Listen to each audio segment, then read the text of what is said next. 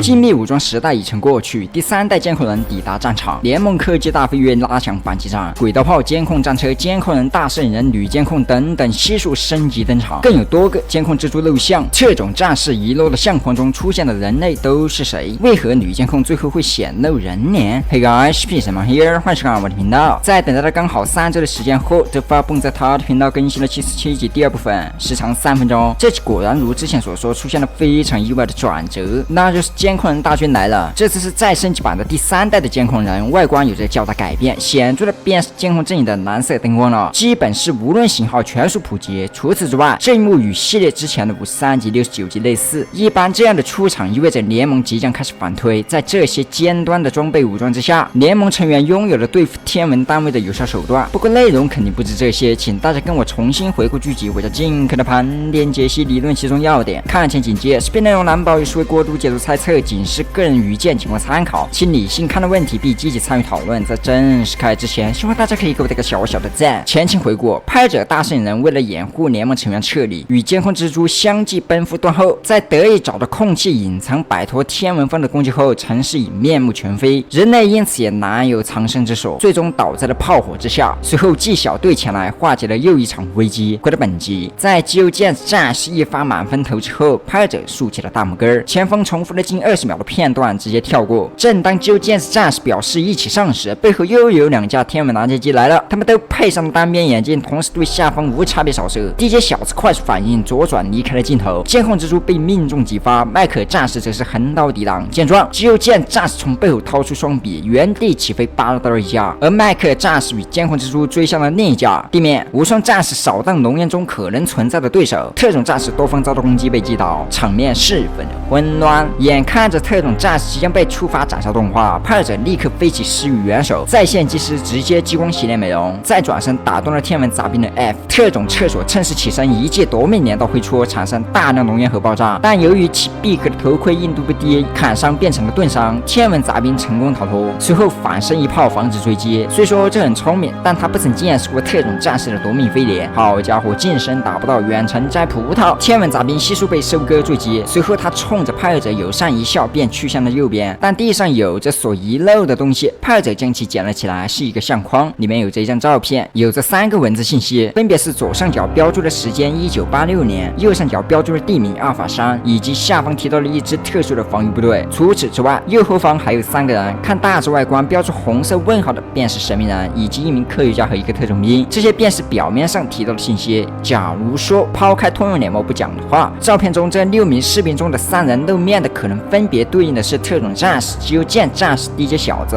再如果按照目前剩下的纪小队成员来看，蒙面的除了最右边外，可能还有麦克战士、无双战士。结合特点，从上部分以及74级特种战士、肌肉剑战士和无双战士的站位来看，他们3可能代表了这3人，而下面蹲着可能是麦克战士和 DJ 小子。不过这第6人是谁？难道是变种女战士？看身材似乎不太符合，我一时间很难想到还有其他可参考的人，不排除是未来伏笔的可能，兴许后面会出现。在左侧后面还有一个相同着装的人，看起来可能是他们的队长。假设是的话，你觉得谁最符合号令这些人呢？想必听到这么说，大多数人的第一个反应就是老纪。在72集我们得知了他是一名指挥官，所以就有这个可能。那么我先提出这个假设性问题，假设这个人是队长且是老纪，能号令这些人就能说通，但老纪在地球基本是特种方的首领，如果前期仅是个小队长的话，不太可能接触到一些核心的机密。提到机密，在70集中也有着一张海报，时间是1979年，机构委派了一名管理员资助了这名为阿尔法山的研究基地，但其中的细节没有提到，所以需要换个角度。目前的这张照片是1986年所拍摄的，已经过去了7年的时间，且在这个时间这里依旧还是正常的，说明研究没有结束，仍在继续。再回到73集平面中显示的是1985年，距离仅有1年左右，而这可能是研究中的某个实验室。那么不妨来个大胆一点的猜测，在1985年的研究中有了一些成果，且这个成果难为人道所接受，这就需要保密来防止外泄消息。现已知的是这里是由机构所资助，虽说我们之前提到的可能所研究的产物可能是人类实现机械的转变，就例如现今的监控人等等，那么可能这个研究成果被机构上级所得之后有了欲望和野心，想要将这个研究成果用于战争，但因为这些东西的强大导致形成了不同的观点和派系，于是就有了后面越来越多的机器人，人类也越来越少，或是藏起来了，或是转变为了厕所。这个研究保密的很好，但可能出于某种原因，处于研究或者知情的人产生了2种不同的理念：一是人类与数字信息的方式在机器上续命，从而获得强大的力量，也就是联盟硬件头；二是保险起见，保留装载大脑的头部，舍弃较为脆弱的躯体，从而改装为其他可以代替的东西。可能是出了某种事故导致研究并不算彻底成功，于是便有了一开始的厕所战士。他们往往有着鬼畜抽象般的表情以及癫狂的举动，且时刻吟唱洗脑的歌，导致传染的人越来越多。在随着技术的成熟，排异现象不复存在，他们渐渐能彻底掌控全新的自己，通过完美的转变实现进化，也不再需要通过面对面来转化。所以目前我们基本很少看见一直 skibidi 叫的战士了，也就是厕所战士们。而后便是2个观念导致诱发的一系列战争了。再回到之前说到的假设性问题，假设这个小队长是老基，那么他从一开始便已经是个小队的指挥官。如果要达成这是老基的条件，那么不得不还需要一个人才行，那就是老登儿，这样他就能得知一切了。比如老登发现了天外的天文方，看到了他们的强大，并将其视为追逐的目标以及暂时投降的对象，但孤身一人难有成就，于是就需要有战斗能力的老基，以及不断转化新的科学家，在吸纳新的人类充实军力，从而在实验室基地内部与外部的双管齐下，渐渐的掌控整个研究基地，然后将管理员神秘人排除在外，彻底的实现操控。这样的话就能对上为什么背叛了，也能对上为什么说之前是天文方，更能对上为什么神秘人拒绝老登儿。但这些仅是我的理论，未知结果前不足以当成事实，依然有着一些漏洞经不起推敲，全当娱乐，只能等待后续剧集的揭晓了。这张图片如此突出，肯定还有我没注意到的，欢迎大家补充。我们继续。正当派者欣赏俊美9人组时，几声爆炸声传来，又是一架天文拦截机，他正在与低阶小子对波皇城 PK， 不再嬉皮笑脸低阶跳，表情严肃。低阶小子4发底马直接发射回合制攻击，拦截机4发还击一列，但不可思议的一幕出现了。先有音响人音波反弹，现有低阶小子音频停车飞弹。可以看到，在飞弹接近时，低阶小子身上装载的音响产生了强烈震动，虽说声音听起来不大，但将飞弹停在了面前。我想这是将声音波动压缩产生的一种反推力导致。声音是一种波动现象，通过介质如空气传播。声音本身不直接产生推力，因为它是一种能量的形式，而不是物质的运动。声波可以被用来产生对物体的稳定悬浮效果，这可以看作是一种间接的推力作用。但这种推力并不是由声音直接产生的，而是由声波与物体之间的相互作用所导致的。所以在这里的相互作用下，音波成为了飞弹飞行的阻力，导致其悬浮于空中无法靠近。随后低阶小子会心一笑，一个音波将其震了回去。瞧把天文拦截机给气得脸都红了，但不会因此可怜他。打右边一发蓝色光弹将其击落，是大圣人来了，一拳直接打飞正在吃瓜的天文杂兵。但他不甘示弱啊，反手几发还上。不过很遗憾，这个大圣人明显不同于我们所见过的任何一个大圣人。右手能量盾，背后喷气加力，一个平底脚就把摩擦划过去，再一咣，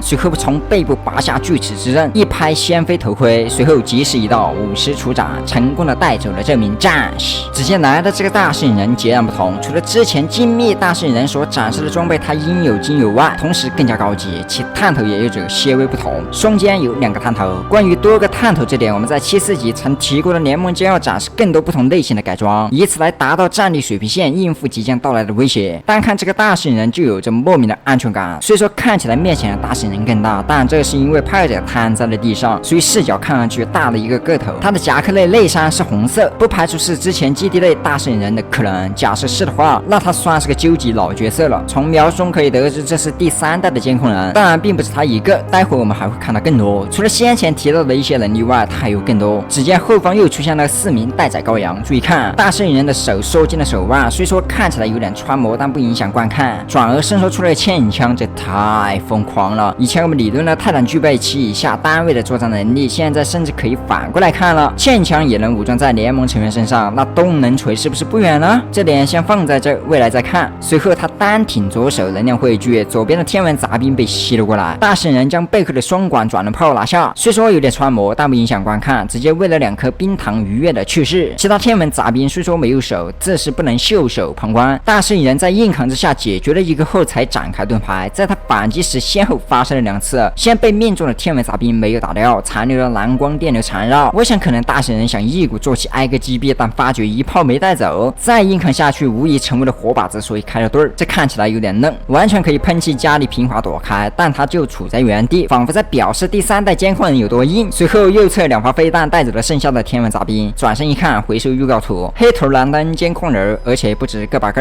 从目前的信息可见，监控人和大圣人都是批量单位，且装配的完全不是上代人比较的装备，一击准确命中要害的话，可以带走天文杂兵。不过这猫爷耳机也太萌了，建议多来点。这里还有个单手俯身划水的战士，不过在原地站起有点有趣儿。但出现的远不止这些，后方还有炮车，上方看轮廓是大圣人驾驶，空中的更是重量级，两个监控蜘蛛正在航行，说明了之前提到的监控蜘蛛是批量单位的理论。且还有个不明物，其正在旋转的航行，难道说是许久不见的轨道炮？虽说距离17级已经相隔甚远，且现在的外观与之前大有不同，但能这样旋转航行应该有80%的可能性。另外两个朝左右不同方向飞去的单位看起来有点模糊，有可能是第3代的监控飞机，也有可能是之前所展示的无人机变大改进版。总的来说，这一幕的出现无疑是在预告中预测正确了。既晓得战士们正在看着这些行走的先进单位，就如53级69级类似，是个小高难情节，也是个非常意想到的转折。